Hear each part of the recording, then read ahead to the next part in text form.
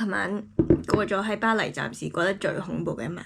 我同緊啲小朋友玩緊 board game，突然間個肚好痛好痛好痛，暈到就嚟睇唔到嘢，飆晒冷汗，玩玩係要衝去廁所，屙唔到之前我個頭已經係好暈，冇辦法啦，就即刻攤喺個地下嗰度，個頭有翻啲血之後去翻廁所，咁但係又屙唔到喎，暈又屙唔到，屙唔到又暈，暈又屙唔到，屙唔到又暈，無限 loop 啊！喺個廁所嗰度過咗個好地獄嘅30分鐘，完全唔知點算。放工翻咗去我自己間房裏邊之後呢，就係一個好地獄嘅輪迴，又暈又屙又屙又暈咁樣，仲要係我屙啲好唔正常嘅嘢出嚟啦，好辛苦咁樣捱到今朝7點呢，我就問個媽咪話，唔知呢度有冇醫生可以睇呢？佢就話呢度附近有間 emergency。今日我就諗住去啦，點知個 emergency 係開晏晝1點，1點喎，13點喎，一啲都唔 urgent 咯，即係可能如果我1點前突然間好痛咁點算啊？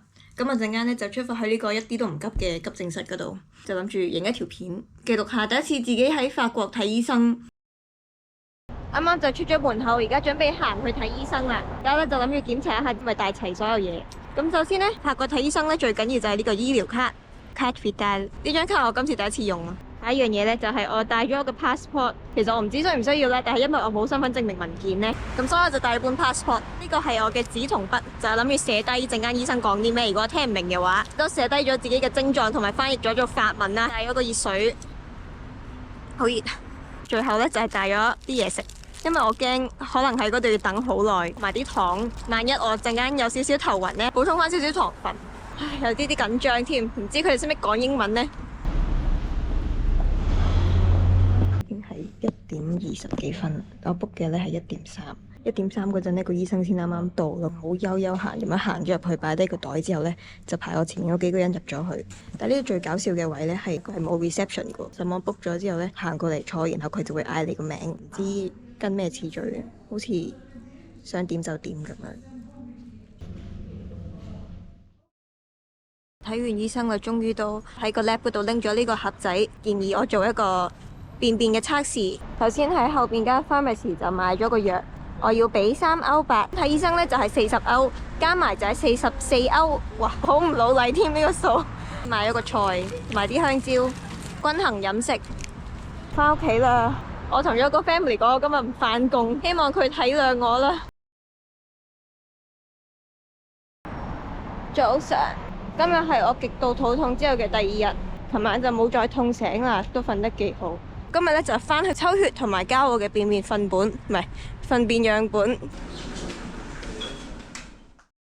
好嘢！抽完血咯，都唔係等咗好耐，就等咗大概3個至半個鐘，比我預期中短。我下一個行程咧就係27號要睇腸胃科醫生，2個禮拜之後嘅事。我可以做嘅嘢就係咁多，而家就等消息同埋等睇腸胃科啦。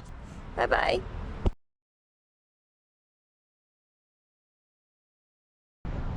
唉，我又出現啦！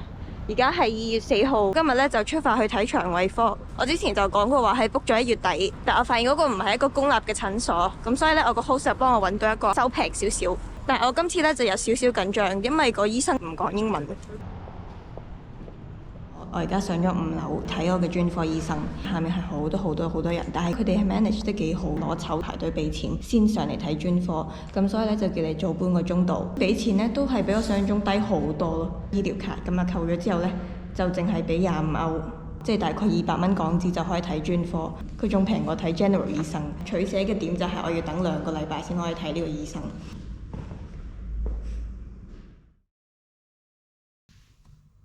唉，又俾人掟返嚟啦！頭先我嗰個醫生完全唔識講英文，係完全唔識講英文。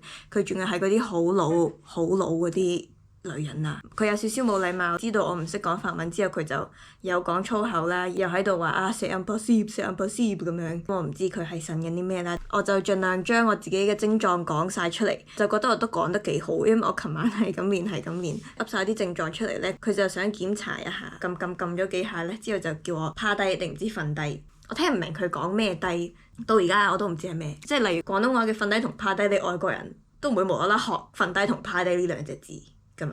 佢唔係就咁叫我瞓喺度，佢係一個好 complicated 嘅 verb， 唔知進定唔知踎定唔知跪定唔知咩嗰個 verb， 我就冇正確地做，然後佢係咁鬧我啦，我聽唔明1隻字，佢就鬧我唔識講法文，除咗嗰隻字之外，全部都係講法文㗎啦，同埋我全部都聽得明咯。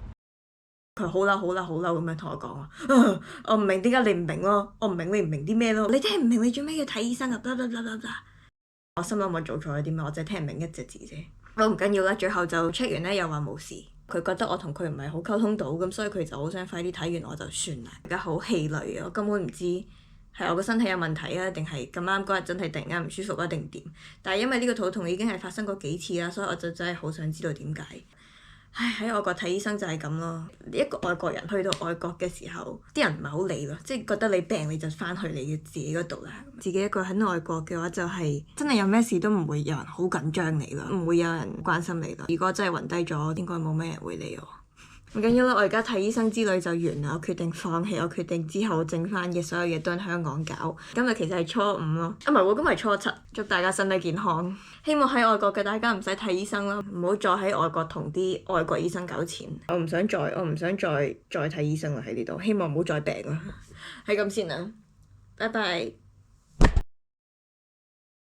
我發現我呢個診所都幾大，啱啱入到去嗰陣咧行錯咗，佢係嗰啲好惡嗰啲法國人，好惡咁同我講話呢個 rendezvous 即係呢個預約唔啱咁樣，跟住好彩佢隔離有個職員都好好人咁樣帶咗我過嚟呢度。我覺得喺法國睇醫生，喺法國做任何文件都係好睇運氣咯，好睇嗰個職員好唔好人。